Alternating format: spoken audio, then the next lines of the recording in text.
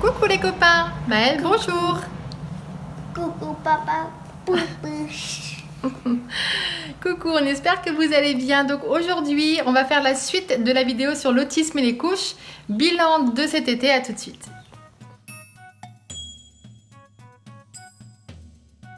Donc, on vous avait filmé avec Maëlle une vidéo, c'était fin juin, juste avant les grandes vacances d'été, en vous expliquant un petit peu comment ça se passait chez nous, le stock de couches et tout ça, et qu'on allait essayer de rendre propre Maëlle. Vous vous doutez bien que c'est pas la première fois qu'on essaye de le rendre propre, c'est la 3e année. Et donc, qu'est-ce qui s'est passé durant l'été? Est-ce que Maëlle porte encore des couches? Verdict dans cette vidéo, on vous explique tout. Donc Maëlle m'a abandonnée pour la suite de la vidéo, peut-être qu'il reviendra faire un petit coucou. Donc si vous voulez, après la fin de l'école, donc la première semaine de juillet, on a commencé à expliquer à Maëlle pour le rendre propre. Et cette année, on a trouvé quand même un grand changement par rapport aux 2 années précédentes. On l'a trouvé un peu plus prêt à aller aux toilettes.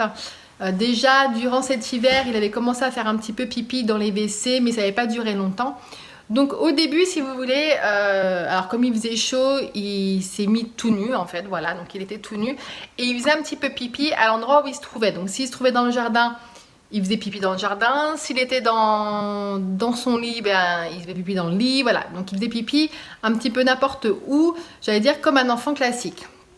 Et puis très vite, au bout de quelques jours, un jour j'entends quelqu'un faire pipi aux toilettes. Et c'était Maëlle qui est partie faire pipi donc debout aux toilettes.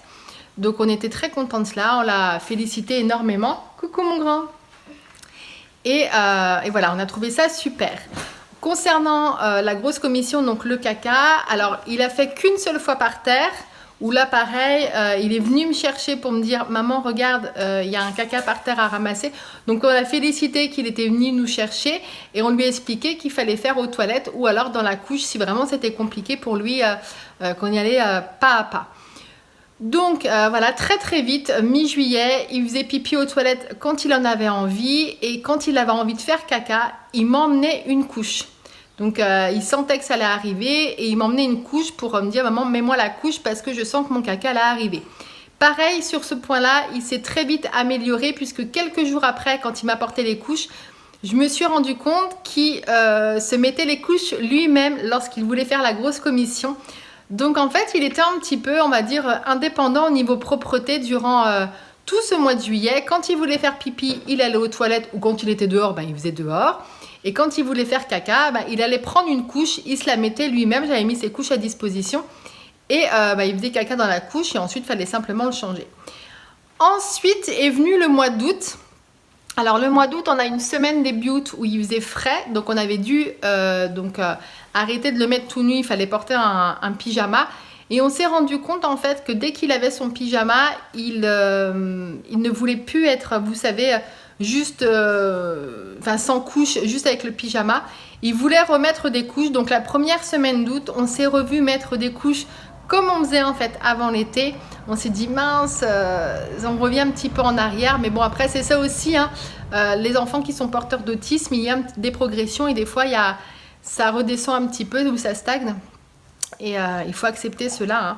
Il faut accepter les efforts que fait l'enfant et que des fois ça revienne un petit peu en arrière. Donc début août, voilà, petit retour en arrière au niveau propreté. Et puis voilà, la 2e semaine d'août, il a recommencé à faire beau, il s'est remis de nouveau tout nu. Et il était de nouveau propre, comme il faut, indépendant. Le pipi aux toilettes et le caca, c'est lui qui se mettait les couches tout seul. Ou quand il n'avait pas envie de mettre sa couche, il me donnait la couche et je lui mettais. Donc là-dessus, on a vraiment passé un été où on a acheté un petit peu moins de couches. Et on était vraiment très fiers de lui. Et on s'est dit, c'est bon, on est sur la bonne voie. Alors, est-ce que Maëlle est propre? Vous le voyez là en vidéo. Donc là, nous sommes début septembre. L'école a repris depuis quelques jours.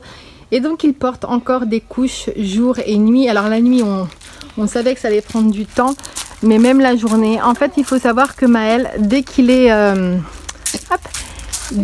avec un habit, c'est-à-dire dès qu'il porte un pyjama, un pantalon, un short ou s'il est en caleçon, il n'arrive pas en fait à être propre. Il n'aime pas cette sensation de ne rien avoir en fait avec l'habit.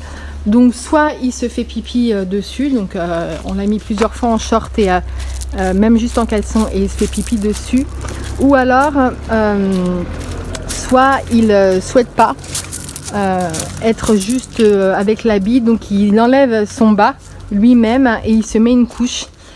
Donc voilà, donc on n'a pas réussi à le rendre propre pour cette rentrée.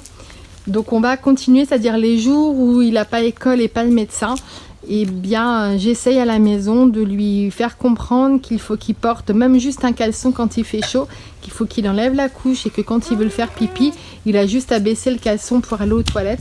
Mais ce n'est pas encore acquis. Donc affaire à suivre encore, on va continuer nos progrès et on vous dira ce qu'il y en est sur la chaîne YouTube. On vous laisse ici, mettez un pouce bleu, abonnez-vous et à bientôt. Maëlle, au revoir. Oui, à toi.